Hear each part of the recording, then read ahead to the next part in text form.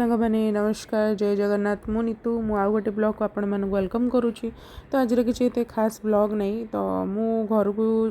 जाइली तो तार ब्लॉग करी यहीटा था विशाल जेहेतु मो सांगर किसी किनापी तो से विशाल आसला तो आपण मैंने निश्चित कहे विशाल सब एत गहली कौन पे मत तो लगे बहुत गहली आमको बिलिंग करने बहुत टाइम लग जाता मुझे देखी दूसरी देखो ये गोटे कुनी बेबी से तार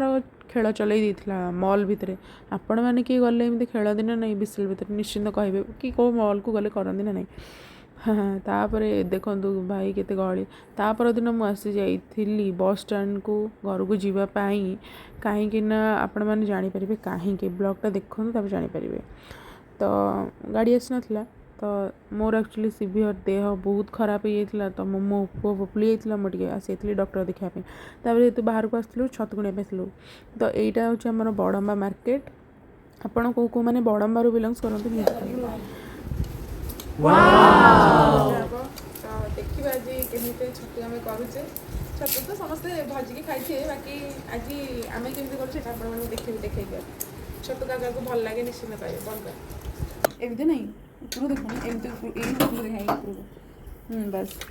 तो ये आम छतु को धोईदेवा तो ये मुझे छतु को भल भाव धुआ धुई करदे पियाज पियाज सब कटा जाता कड़े बसी जाता तो ये केवल बाकी था छतु भाजबार टाइम तो ये पियाज आउ छतु को भल भाव धोई देलु कड़े तेल पकई देलु आ मो भौणी आसी जाता रोसे करने देखो आम छतु भाजवाई तीन जन अच्छु आपण मैंने के करती ना नहीं गोटे कम को सीटा पुणी बहुत ही आसान कम से बहुत जन लगी था करने तो सी रोसे करने माहिर मुझे कहती कि जदि किए मो भौणी हाथर छतु रंधा खायापी चाहूच निश्चित भाव में मतलब कमेंट कर आपण मैंने जब आसवे तो निश्चित करी भी दब गोटे कमेडी सो आपण मैंने चाहिए तार रेसिपी को नहीं पारे सिंपल भाई छतु भजा किसी ना तो एमती आम से जेहतु थिलु टे मजा मस्ती करूँ कहीं छतु मु कहली तू टे शिखी देता कहीं तोर आग को कम आसो तो खुड़ी ताको पूरा टोटाली इंस्ट्रक्शन दूसरी मुझे आउ से जो भाया पियाज मानक भाजुला कड़े ना विशेष कर कड़े मानकर पूरा झोल तो बाहरी जाइए आपण मैंने देखिपे जहाँ भी हो छतु को सी पकई देता पियाज भाजी गला छतु पड़ जाता कड़े तो आमती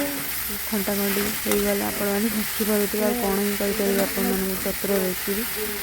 तो ये मुझे फिर मजाक करी खायापी चाहूँ निश्चित मो भौणी को कहवा निश्चित कर देखा आम तीन जन से घरे आमर पूरा अवस्था खराब झाड़ फिर भी आम रोसे करुचु कौन करूँ आ ये मो भौणी पड़ूला तो छतु को घंटा घंटे करदेलु कहीं छतु अलमोस्ट रेडी हवा उपरे थिला आउ मते तो छतु खायापी भल लगे आपण मानक भल लगे कि नहीं निहाती कहे मुझे जिते भी घर को आसे छतु खावाटा कंपलसरी कहीं जेहेतु मुझे बाहर रहे तो खाई पारे नहीं सब जिनस गुड़ाक टे तो देखिपे छतु जेहेतु भाजी देती मु पूरा पेटे भात खाई देकी पलि आसली तो आपण मैंने मो मुहर भी देखी जानीपे मु पूरा शांति खाई कहीं घर को ही आसले शांति खाई हुए बाहर तो सब मिले बहुत कष्ट